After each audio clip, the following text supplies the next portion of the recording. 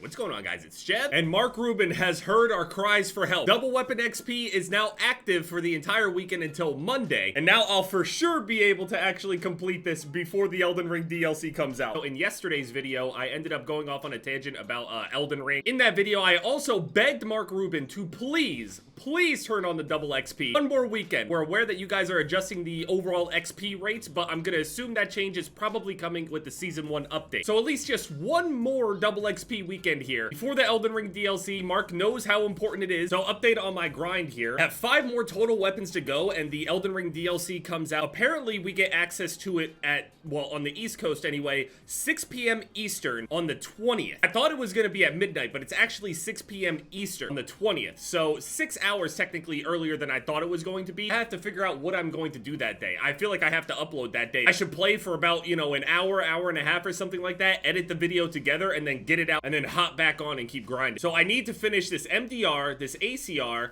and then these 3 LMGs, and then I'm done with every single weapon in the game. They're all gold. At the moment, I'm using the MDR. Since this double weapon XP is out now, I'm just gonna go and I got an hour and 40 minutes of these weapon boosters in here. I ended up earning these from the reset that happens like every week or something like that over on the Ubisoft shit. Okay, my audio just died. But I've been seeing that a whole lot of people have been helping other players over in Elden Ring with killing Mo. They just put down their summon sign and just wait for people to summon them. If you actually go over on the like Google Trends, for example, you see this massive spike in people searching for like certain terms and stuff on Google or across YouTube. You see this massive spike of people A, searching for Mo, B, searching for Mimic Tier, and also searching for Radon. No joke, you can see it over on the timeline. As we have drawn closer and closer to this DLC, you've just seen this steady increase into this massive spike of people searching for everything in their power to be able to go and complete this shit as quickly as possible and be ready. I know so many people that never played Souls games that picked this game up literally like yesterday. They're like, can I beat this game in a week? With enough guides and stuff,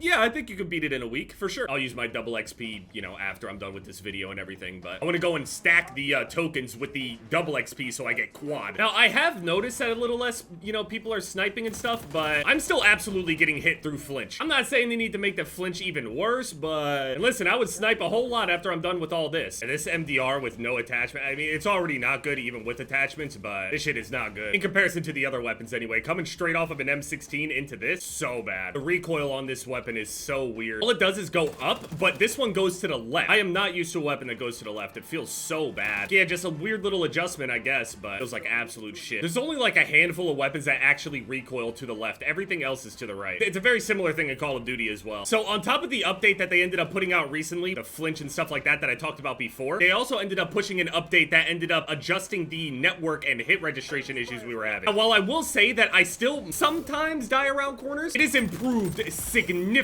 for me. Now, I have a good connection and everything, and I didn't deal with a lot of, like, all of the woes that everybody else deals with. I'm absolutely noticing the overall not dying around corners and stuff. It still happens a little bit here and there, and I mean dying around corners where you're not getting wall banged through the wall or something like that, because a lot of people don't recognize that you can actually wall bang in this game. And to make sure that you're not dying to the burn damage from the passive for the cleaners, for example. Because a lot of people, I've seen it on streams and shit, they'll claim that they're dying around corners, and then you go and look in the top right, and you see that they clearly died to burn damage and not from a bullet. So of course they died around the corner because there is a delay. My hit registration has always been good, but I think it's even better. I don't like Echelon. I really don't like this map at all. I never get high amounts of kills on this map. People just play it so weird. I was actively getting annoyed at like dying around the corners and stuff like that. It was a very common complaint from me, even in my videos before, but it is drastically improved. I mean, I swear that I get like, I used to be able to feel it. Every time I went to go shoulder peek something or jiggle peek, whatever you want to call it, there's a mind game that you play whenever you do that little peek, where if you go and dip your shoulder out there and see if somebody's going to take a shot at you, usually you wouldn't always take damage. Maybe a bullet would hit you or something like that, but the delay was so weird and bad that whenever I dipped out there and went back in, the delay was about half a second behind or almost a full second behind, to where I would be like, oh, they're not shooting me yet, let me go and peek it again just for a second, and then I don't realize that I actually did start taking damage on that little jiggle peek, and I end up walking out into it and just die instantly. Usually I react depending on if I get shot or not, but since I wasn't getting appropriate information instantly, or at least fast enough, it would kill me. Now I can actually do it to people, and I'm noticing it working way more. So it's absolutely improved. I don't think that that it's perfect, but honestly, I haven't seen any game that got it absolutely perfect, but I'd say like maybe another 10 to 20% improvement, and I think it's perfect. But it is drastically better than it used to be. So it made the game 10 times better. These guys are just clearly gonna sit there and just use their MP7s and try to win the match. I don't care about winning. I just need to get as many kills as possible, and I'm using weapons that do not beat the MP7. If you're running around with the MP7 and you're shooting bodies, you have no talent whatsoever. If the other person's using the MP7, fine, fair play. Don't sit there and start shooting my body when I'm using a fucking MDR and you're using an MP7. MP7 is clearly the fastest TTK in the game, and it ain't even close. Like, in practice, that thing never fails to kill. Every single time I die, I have to assume MP7. Every single time. I think when I go and finish all these gold weapons and I have like a day or two to spare, I think I might actually make a video helping people defeat Moog. That sounds fun. My favorite is that one video where that guy literally summoned somebody for once, and the dude just straight up Kamehameha one-shotted Moog right in front of him, and he's like, I'm never summoning again. That trivialized everything. I mean, you could just summon a mimic tier. It's virtually the same thing as summoning a player anyway. I don't know if cleaners is a good idea with this class, actually, now that I think about it. I might go Echelon Intel Suit. I do like the whole flow in this game where you get to go and swap around all the factions and stuff like that. I really enjoy how there's like a counter to everything. Sort of. They're like soft counters, really. There's never really like any hard counters out there. Like DeadSec is technically a hard counter to a lot of things, but like you need the ultimate and stuff like that, which is like the slowest charging ult in the entire game, so. Yeah, right there I would have died. I 100% would have died there before. A lot of the moments I would start getting shot, I would react to go and get around a corner, and I'd make it around the corner and I still die. In this game, I'm noticing me getting away a lot more often. I mean, just another spider. I can't do anything about that shit. I can go and put an EMP grenade on and then preemptively EMP myself as it's jumping onto me to cleanse it off of me. A lot of people are like, just look down and shoot. It doesn't work. I'm telling you, it just does not work. That shit works like 2 out of 10 times. And hip firing in this game, forget about it. Hip firing while being electrocuted, double forget about it.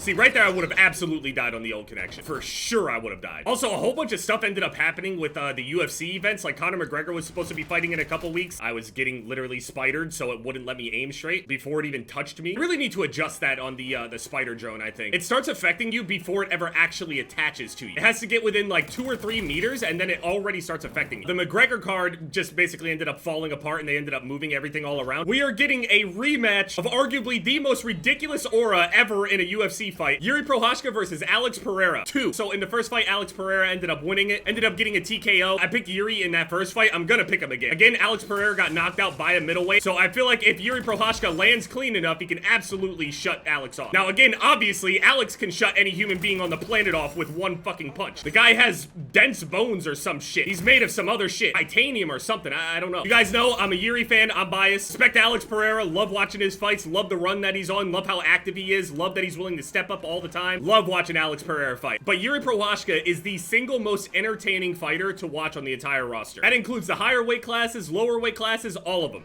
It does not matter. Yuri is easily the most entertaining fighter to watch. And if you're a fan of him, you are absolutely terrified for him every single time. Because the way that he fights, if you've ever seen any of his fights, you would understand why it's scary to sit there and watch that guy. It's scary to be in front of the guy. It's scary to watch the guy as a fan. But the whole time, that scariness is full-blown entertainment. There was a TikTok that went around when their initial first fight happened, and they were just playing like this spiritual pressure sound of them just staring at each other. Unstoppable force versus immovable object. Nothing but straight intimidation from these guys. Warrior combat! If we're close to winning, I'll try to win. If it's not even close, I'm not even gonna bother. No point in putting in all that effort and then, you know, say we're down by like 60 points or something like that. It's 84 kills with the MDR, not bad. Let's give this guy some points for the capture time. 178 is crazy. I don't want to sit there and put in effort to make this massive point comeback to then lose by a small margin. I'd rather get blown out than lose by a little bit after putting in all of that effort anyway. I don't want to have to make that decision mentally, that shift to go and like, okay, I have to really preserve my life and everything because I'm not a big KD guy. I drop a lot of kills,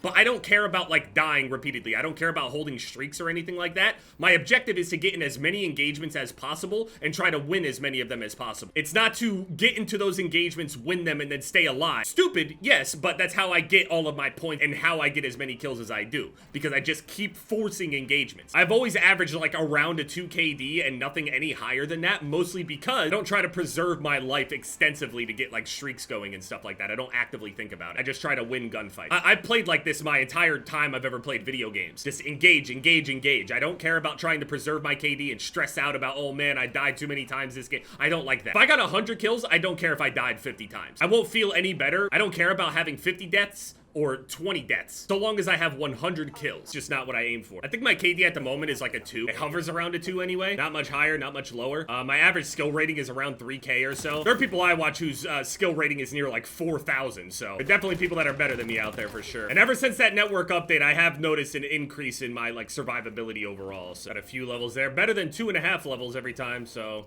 what was that? Like 3.5 levels? Could definitely do better, but you know. Yeah, this MDR is definitely probably the weakest AR in the whole thing. Piece of shit thing. Luckily, I'll be able to finish it in a couple hours with quad XP. Just stacking the tokens with the double XP event. There is a UFC event tomorrow. Maybe I'll put my picks out there if anyone cares. But yeah, I'm gonna go grind this out.